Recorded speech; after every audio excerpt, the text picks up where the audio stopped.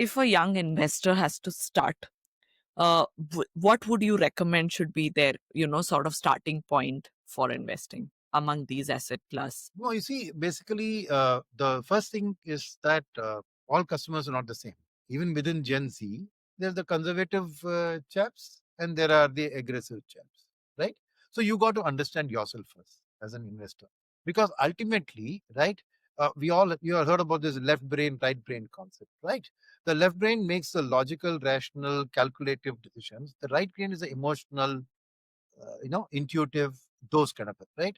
So while what happens is that very often we deal with investment as a left brain activity, put in the numbers, I put in a return, right? The fact is that ultimately your right brain also comes and demands its say.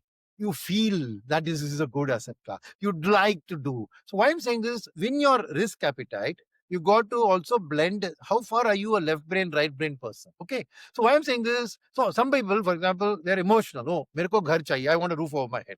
The other guys, they say, Arey, why bother with getting stuck to one city, one place, one locality with a house? I'll rent and do whatever I want when I want. So the Gen Z, by and large, is now shifting to this rent. That's why Ubers are there. Don't own a car, do an Uber. Don't own, Oyo, go to a holiday. So the point is that you got to understand you as a Gen Z person. I'm trying to say that within Gen Z, understand yourself, saying how willing are you to take risk and how far are you emotionally driven in your actions, right? So if you're emotionally driven, take care of your emotions, because any amount of logic can never override your emotion.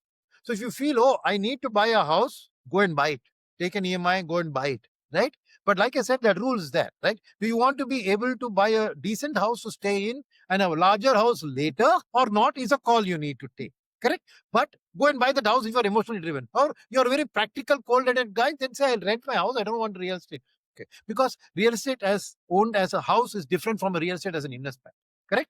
So Yeah. that's where I'm coming from. So once you assess your risk appetite, right, then is where you look at your situation and inevitably, whichever be your emotion stroke your risk appetite, equities has to be the core asset class, because your purpose of doing investing is to delay your gratification and buy something better. Since you want that, the amount of equity can vary depending on the amount of risk you are willing to take as an individual. So, to a guy in the Gen Z who is in early 20s, if he is of the risk taking type, 85% can be in equities. Okay.